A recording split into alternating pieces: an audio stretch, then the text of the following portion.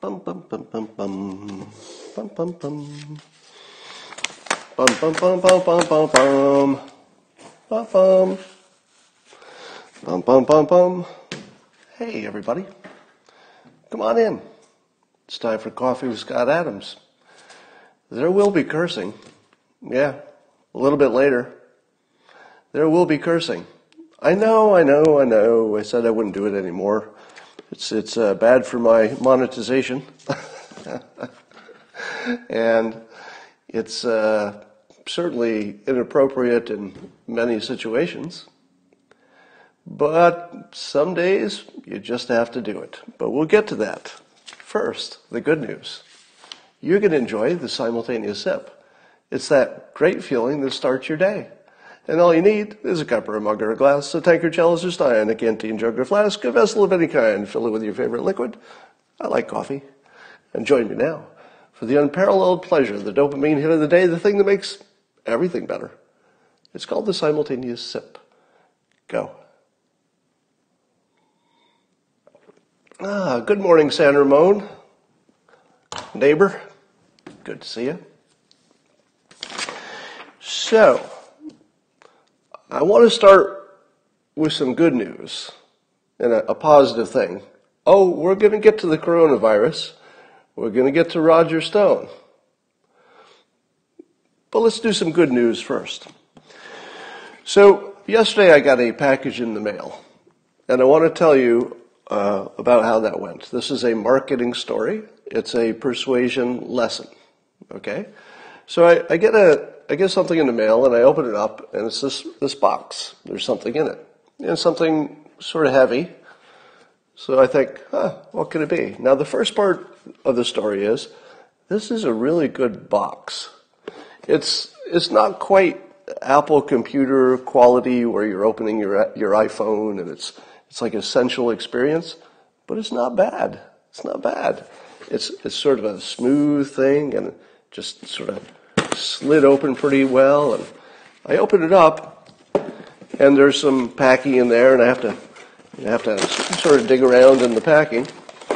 And I start taking out items, and the first one I see is this, WD-40. I'm like, what?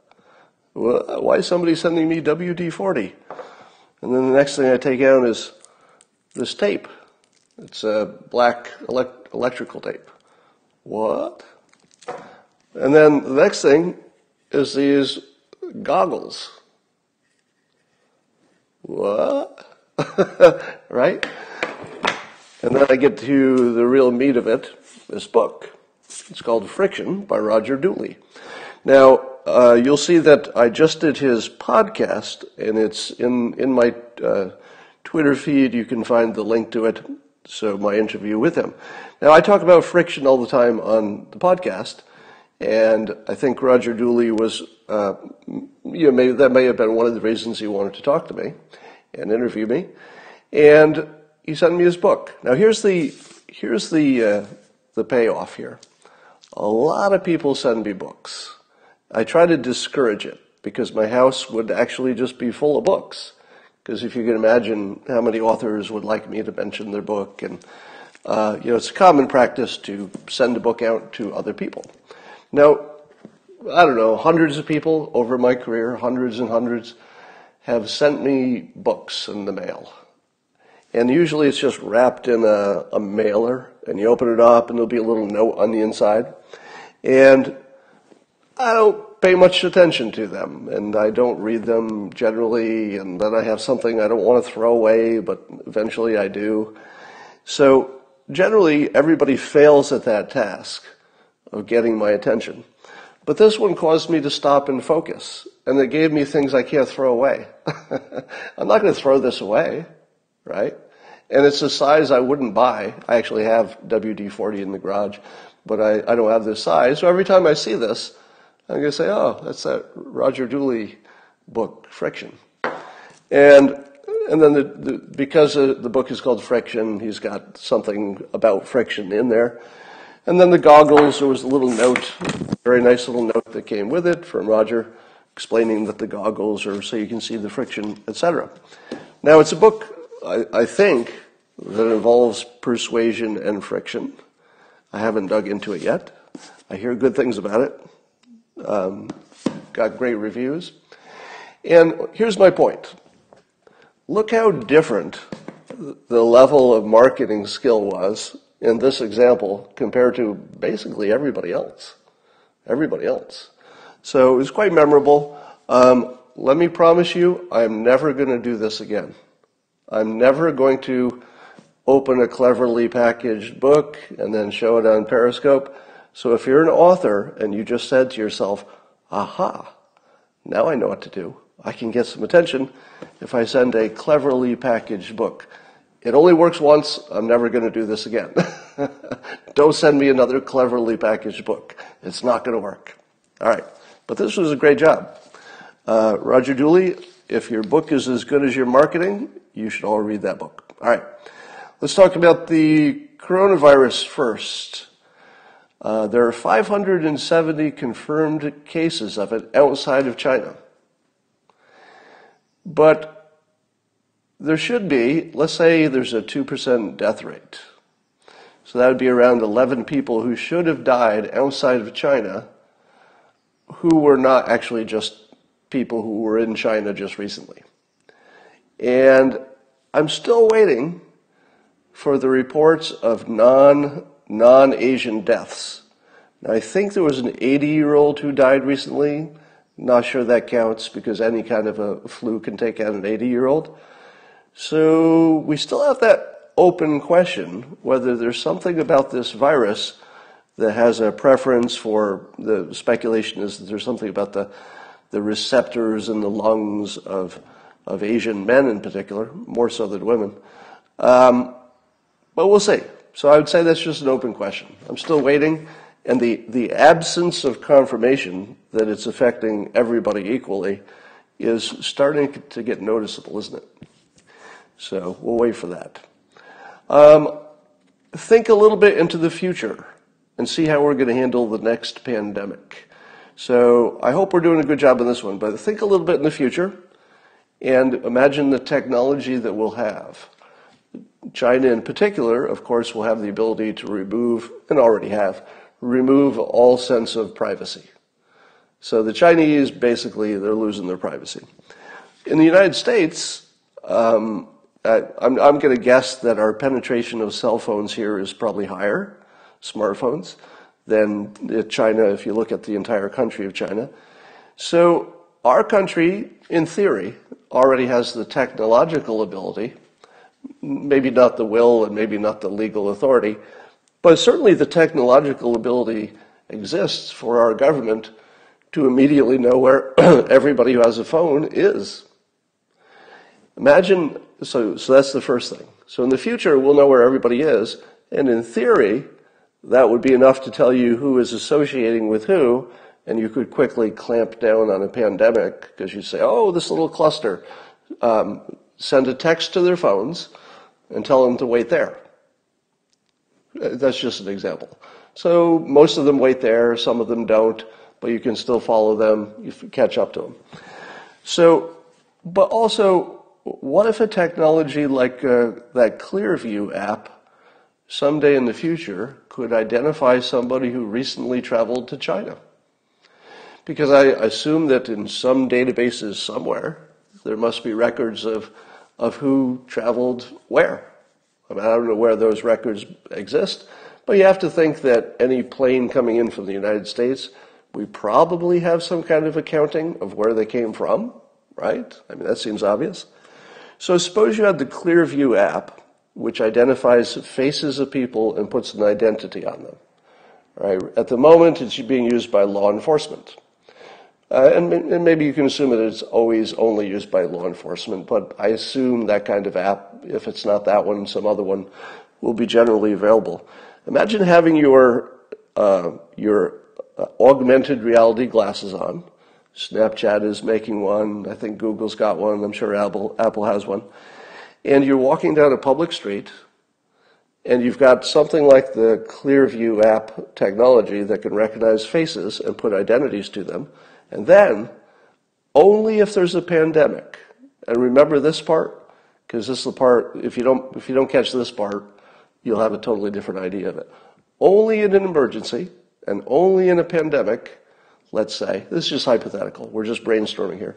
Let's say the government of the United States says, oh, in this one case, we're going to let that facial recognition app have access also to the database of who's just been in China. So imagine walking down the street, crowd is going by, and one of the people in the crowd is just glowing. You know, it just has an aura around them. And that's how your augmented reality has identified that it's recognized the face and matched it to a database and found out that person just came from China. You'd keep your distance, right? You walk into a coffee shop, you look around, you're like, whoops, sitting at that table, I'm out. So I don't know if this would work. I don't know if, you know, the violations of privacy might be so extreme that we never do it. Maybe the entities involved would never be able to coordinate. You know, you can see lots of reasons why there would be obstacles to this, but the technology is all there. All the technology is there. And all it's going to take is one pandemic that's like the bad one. I don't know if coronavirus will rise to the level of, you know, big enough to change how we do business. I'm not sure if it will. It might. But I think there's a guarantee that someday our phones, our apps will allow us to avoid contamination and tamp down on it. I think that's a guarantee. I would say if you fast forward 10 years, pandemics will be handled by app. That would be my prediction. All right. Of course, not the app alone, but the app would be a big part of it. All right. Bill Barr is reviewing the Roger Stone sentence because 9 years seemed like a lot. Should have been closer to 2 or 3, say some people. But apparently, according to Trey Gowdy, there's some kind of enhancements that were added to that, had something to do with what Stone did, maybe, I don't know the details, but there's some kind of enhancement that allowed the judge to give him 9 years. That seemed excessive to pretty much everybody who didn't hate the president.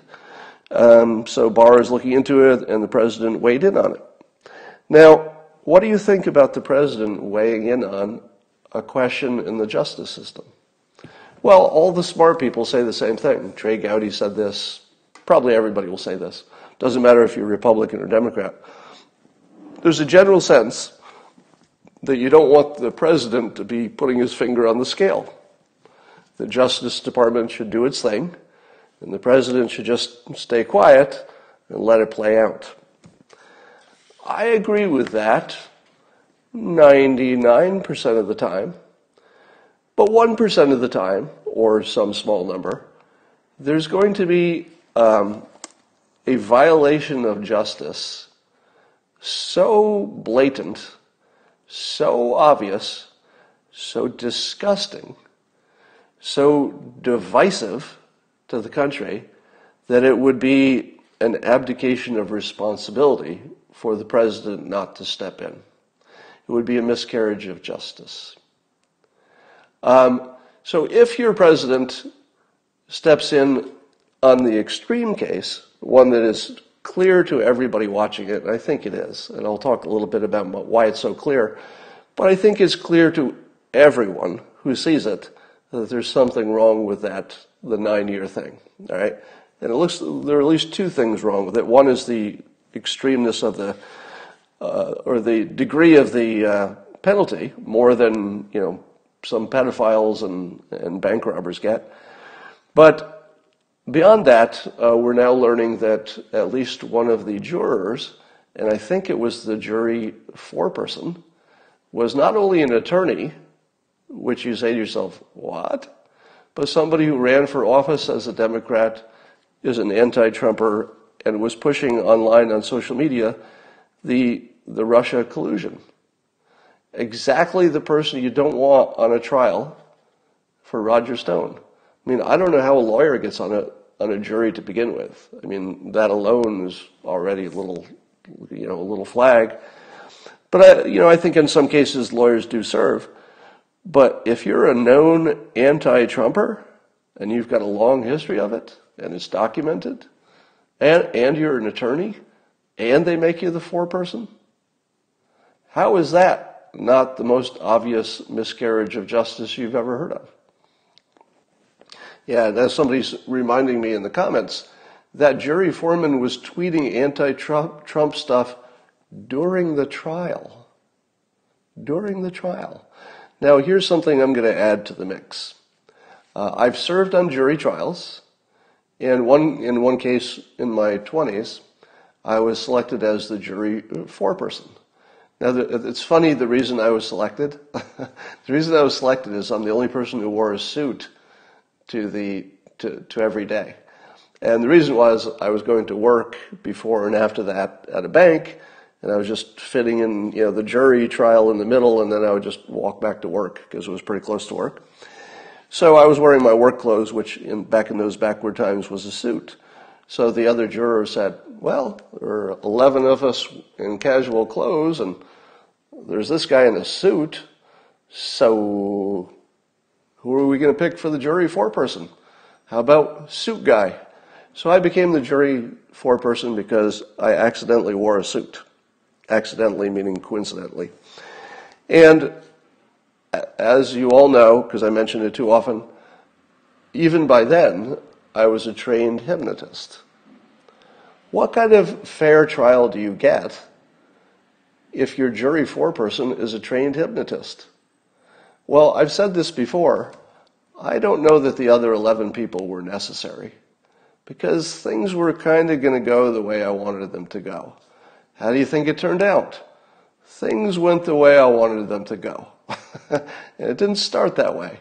And on the first vote, it was very different from how it ended up.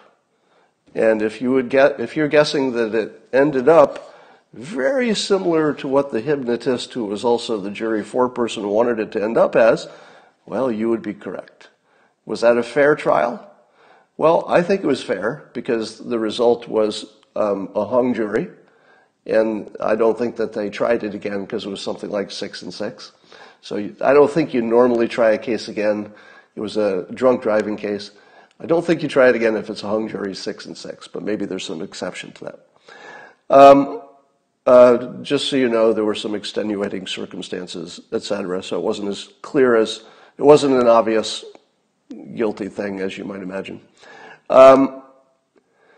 So here's the thing. If you put a trained attorney who is also a Trump hater on a jury, does an attorney have more influence than the other people on the jury? Yeah, of course. Of course. A trained attorney is going to have more influence on the other jurors. I would listen to an attorney if I were on a trial in a jury and somebody I knew to be an attorney, or this is just as good, somebody who simply presented themselves in a way an attorney would, meaning that they spoke knowledgeably about the law, added some context, they were persuasive, they were clear, all the things you would expect from a professional attorney.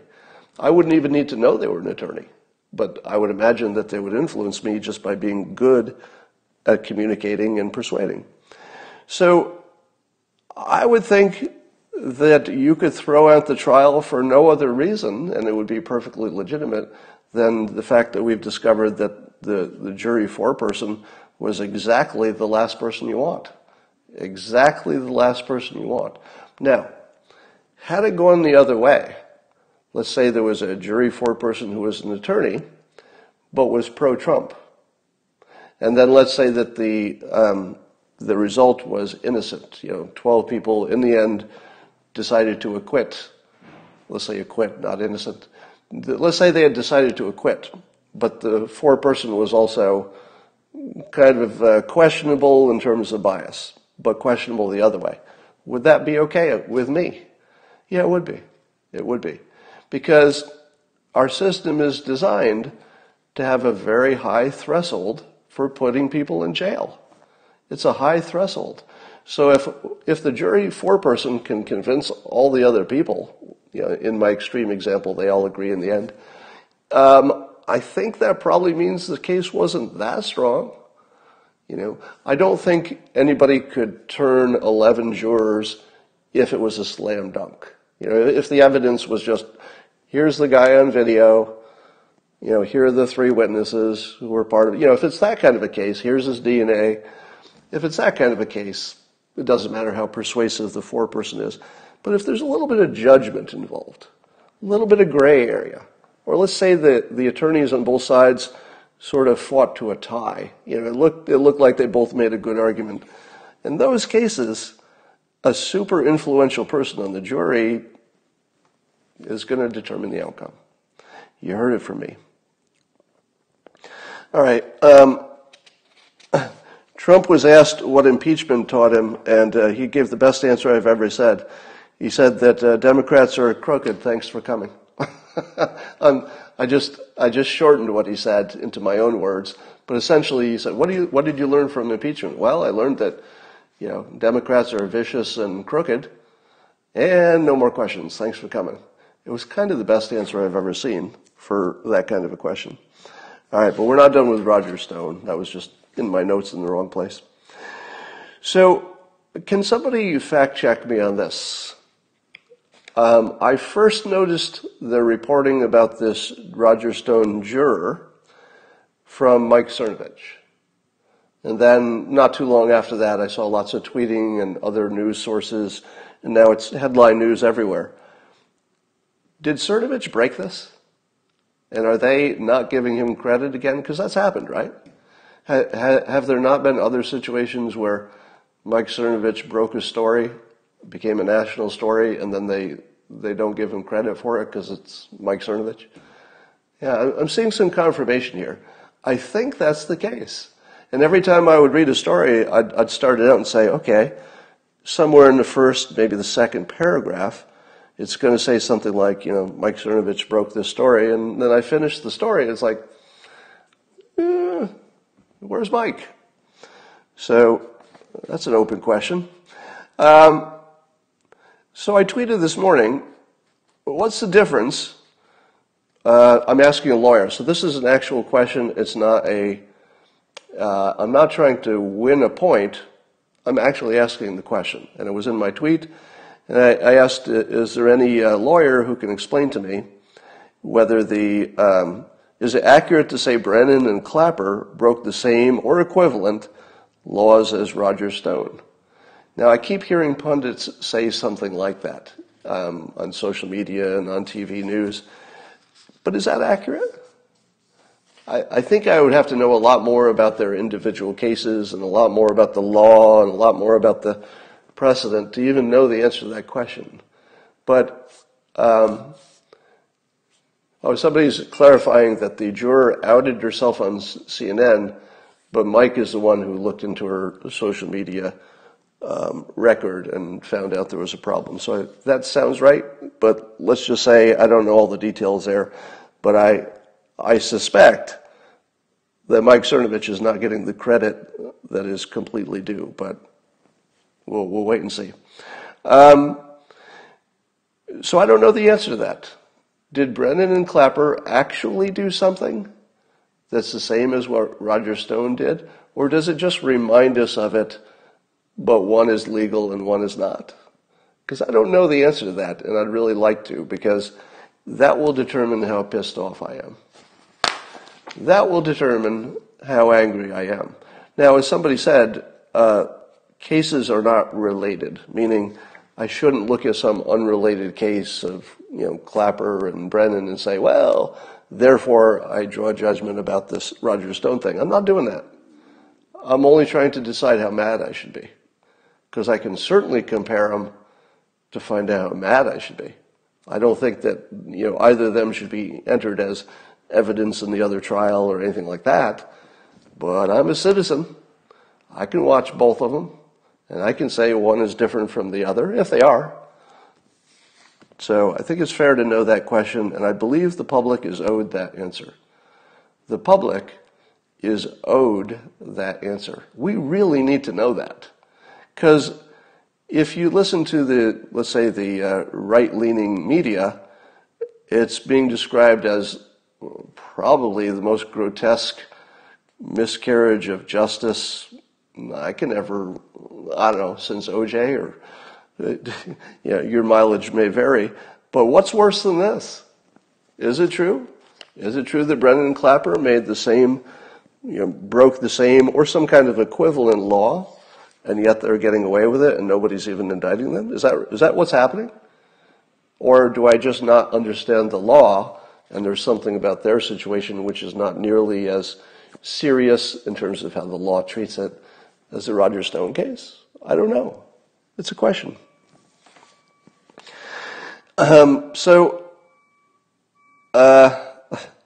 Here's what's different about this case. Of course, everybody is asking if Trump will pardon Roger Stone and General Flynn, similar situations in terms of pardons.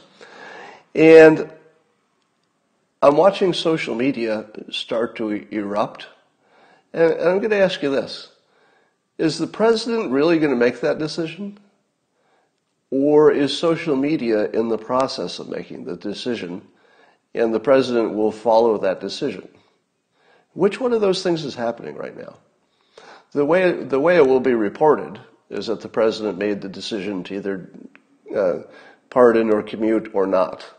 So that's the way we'll understand it. But I don't know if that's what's happening. I suspect that part of the reason the president is waiting is that there's more information that could be very important to that decision. This information about the juror is important. I don't know if there are any appeals that matter. And it could be that because it's an election year, I hate to say this, but there's a good chance that the president is saying to himself, I don't want him to go to jail. Here I'm just speculating. I can't read the president's mind, obviously. But if I put myself in that position, this is what I'd be thinking. If I pardon him right away, even though I want to, it's an election year, and then this will be used as a club against me. You can see the Democrats are already framing this as the president becoming a dictator and interfering with justice, and what won't he do if he'll do this? And so I wonder, I hope he's not waiting for the election to be over so that he can do it after the election. Let's say he thinks he's going to win, and then he can pardon anybody he wants, and he doesn't have to worry about re-election. Maybe that's part of the decision. I don't know. But the suggestion has been made that there's a perfect time to do this, and I concur. Super Tuesday. Super Tuesday, if he's going to do it, would be my pick. And I'm going to ask this directly. Mr. President, would you use Super Tuesday to counter-program the Democrats, who are going to get a lot of attention that day, and do your pardons? Just totally put a shiv into the Democrat-leaning news media, because I think they've earned it in this situation in particular. And Super Tuesday is coming up, in the first part of March? I don't have the exact date on that, but it's coming up. Now, I don't know the timing of when Stone would have to report to prison, or even if all the legal paths have been exhausted. I don't know how that works. I don't know enough about the legal process or his case. But could the president wait that long without him spending a day in jail? I don't know. Would the president let him spend a few days in jail and then do it? I don't know. But the president was asked directly whether he was considering pardoning Roger Stone. And I don't have his exact words, but the president's answer was something like, somebody's saying March 3rd in the comments for Super Tuesday, but confirm that for me. And the president gave this answer. And this, I'm paraphrasing, it wasn't his exact words. He said something like, I'm not ready to talk about that yet. If somebody is not considering a pardon, how do they answer the question, are you considering a pardon? Well, the only way you answer the question, are you considering a pardon, if you're not, is no. Right? So anything that isn't no, I'm not considering this, I'm not going to be involved. Anything that's not a no is literally he's considering it. So the president has essentially confirmed by his choice of words that he's at least open to the conversation, and common sense tells you he would be. Now let me ask you this. What would feel more delicious than pardoning both Stone and General Flynn just for revenge? Because, I don't think I think revenge is underrated. There are certainly situations where a little bit of revenge, I'm not talking about killing somebody, but in a political sense, revenge, it would feel like revenge, wouldn't it? Because you know that the Democrats really, really want some kind of a scalp. They want it bad. Yeah, throw Assange in the mix too. Let's pardon Assange too and really make it interesting. Now, Manafort, I have a different opinion on. I'm sure they went after him for political reasons, but what they found was real crime. Manafort stole from me, and he stole from you if you're a taxpayer, because what Manafort did was avoid taxes on very large amounts of money. If somebody criminally and obviously and intentionally avoids taxes, well, that part of that debt accrues to me and you if you're a taxpayer. So Manafort stole from me and you. I don't have the same feeling about a pardon for him. Yeah, I'm not sure I would care either way. But Manafort did a different level of badness. Geraldo Rivera asked this provocative question. So apparently there were 4 high-level federal prosecutors who resigned over the fact that President Trump tweeted about, and AG Barr was mostly about Barr. He demanded a review of the recommendation of a 9-year sentence. Now, and it's important to note that Roger Stone is 67 years old, so a 9-year sentence, is at least potentially a life sentence. And here Geraldo continues with what I thought was a really good point. He says, which begs the question, why were 4 high-level federal prosecutors even assigned to this lame, crimeless case? Why were there 4 high-level attorneys on this case? Now, I wouldn't have known to ask that question, but I think Geraldo knows what he's talking about in terms of the legal system. He's a lawyer. And you have to ask yourself, is that another gigantic flag that this was not legitimate? That they were going to do everything they could to get this one person the maximum sentence? It looks crooked based on how they staffed it. It looks crooked based on who they allowed on the jury. And it looks crooked based on the degree of at least the initial 9-year sentence. And I'm thinking that is 3 really strong pieces of evidence that this was a crooked process. Under those conditions, do you want your president to stay, let's say, traditional? Traditional? Should he remain traditional and just say, it's traditional that a president not get involved with the justice system? I might, even if I had a problem with it, it's traditional. It might lack decorum. Should a president, depart from good decorum to weigh in on a justice case? Well, here's what I think. Fuck him. Fuck your decorum. Fuck your tradition. Fuck your, this is the way presidents do it. Fuck everything. And fuck you if you disagree. This is a complete travesty of justice. It's obvious to all of us. Let's not pretend it's not fucking obvious. It's fucking obvious. I want my president to weigh in.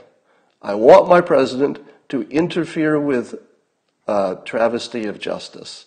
Fuck your tradition. Fuck the way your president is supposed to act. Fuck everything you're going to say about this. Fuck every one of you if you disagree.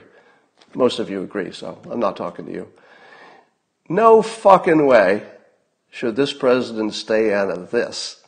Now, I certainly want him to stay out of the legal system in general, of course. But this is not like every other case. This is obviously, publicly corrupt. obviously and publicly corrupt.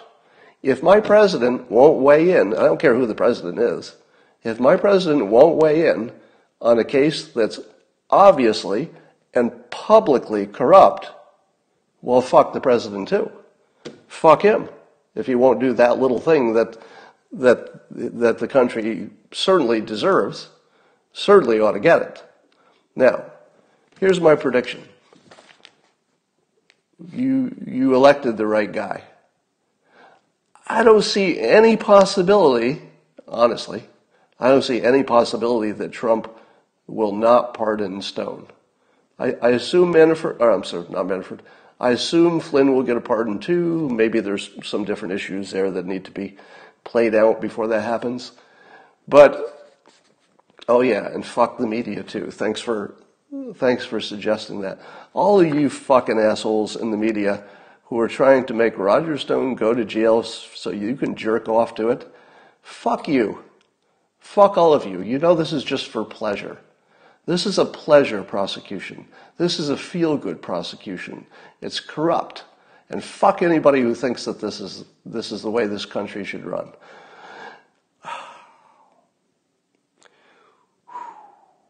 Man. So, if there's still anybody out there who says that having this juror who is an attorney and a documented Trump hater who was tweeting against Trump during the trial, if anybody thinks, well, you can't say some people are more persuasive and so, this person will sway the jury, I give you this analogy. You've got a pickup basketball game in the park. It's you and some of your friends. None of you are professional basketball players. You're just having a pickup game in the park.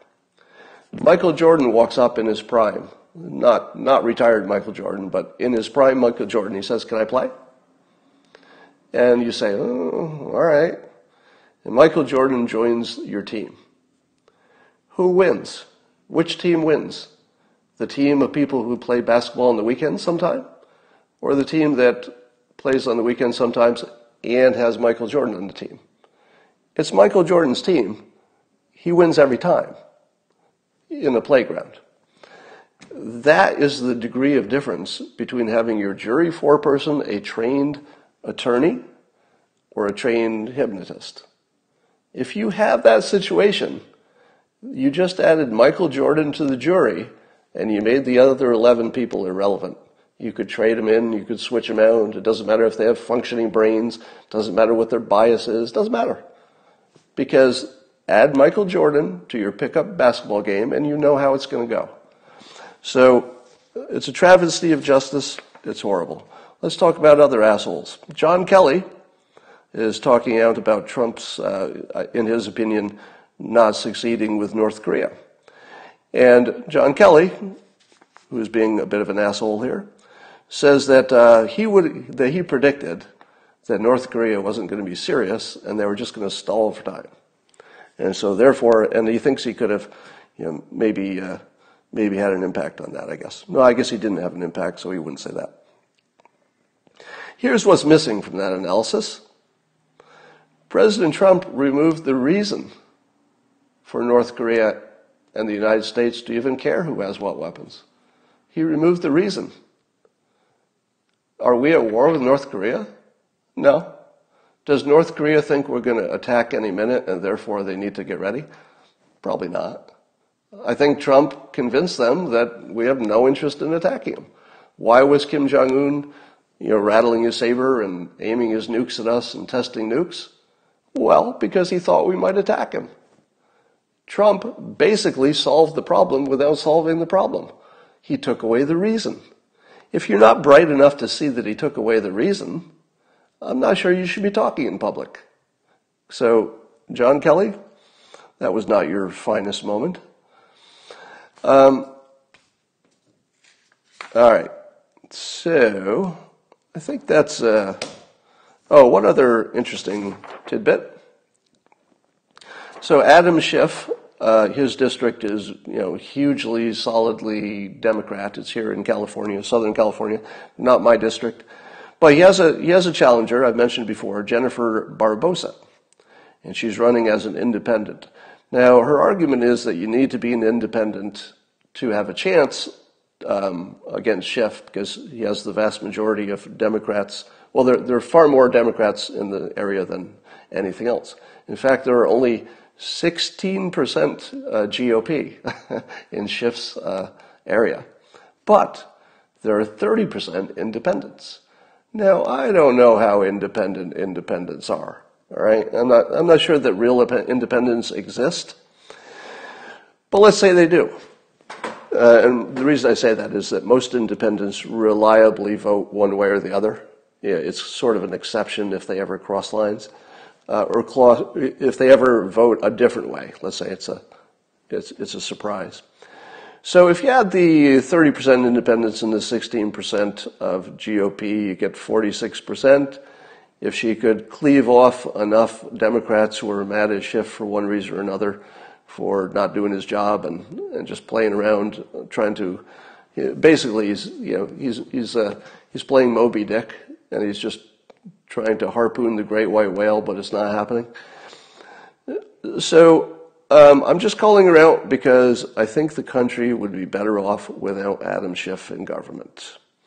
I don't really care if it's another Democrat who gets elected. I mean, I'm not like anti-Democrat or anything, but Adam Schiff, he's a character, and he's done more harm to the country than I think anybody. Anybody? Would that be true? Could you reasonably say that Adam Schiff has done more damage to the United States than anybody else alive at the moment? Can anybody think of anybody who did more damage to the United States than Adam Schiff? Who's still alive? Anybody? I'd like to see some suggestions. I assume there are people who've done worse, but I can't think of one. I mean, he's really driven the country apart with one hoax after another that I don't know what could be more destructive than that.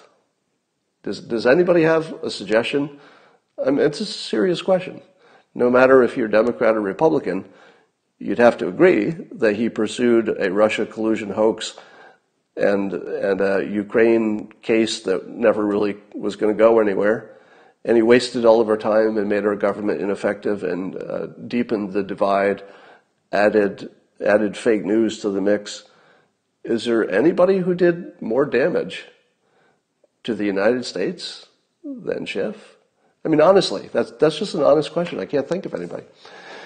Pelosi, I think, was sort of carried away by the stream. I don't know that Pelosi, her options were limited by the situation. It feels like it was mostly Schiff. Now, you could throw Nadler in there, but I think Nadler by himself would have been less effective and therefore done less damage. I think for all of his flaws, of which I see many, Schiff was a very, let's say, energetic and disciplined and passionate and well-spoken advocate for his evil position. All right, he had lots of skill that went into pursuing something that shouldn't have been pursued and all ended bad. So his judgment is terrible, or his bias is terrible. It could be one or the other. And so give a thought to Jennifer Barbosa. If you're thinking of donating, you could probably find her easily. Just Google Jennifer Barbosa, Barbosa for Congress. She'll pop right up. And I'm sure she has a page for donating. But if anybody wants to reduce the chance of more Schiff, that would be one way to do it. Okay. All right, I'm looking at your comments. What about AOC? The whistleblower, blah, blah, blah, blah. All right, I think I've said what I need to say. I hope my swearing was just right. And I hope we see a return to justice. And let me say, as a supporter of this president, by the way, for context, I think I've supported every president. Didn't matter what team they were on. When somebody becomes the president, I'm almost automatically a supporter because I think that's the way it should work. regardless of which team they're on. Your mileage will differ, but that's fine. So I'm a supporter of the president, and if he pardons, I'm going to be far more enthusiastic about supporting him for re-election. I mean, I would do it anyway. I'm sure I'll support the president for re-election, but it would make a difference to me. I would feel differently. I would have a different energy about it. And if there's blowback from the pardon or commuting the sentence, whatever it is, if there's blowback, I will be a tireless patriot to try to reduce the impact of that. So that's where I'm at. I hope some of you are on the same team. And well, thank you. Somebody's saying nice things about me. Always appreciate it. What about coffee? We already had our sip. All right, that's all for today. I will talk to you all tomorrow.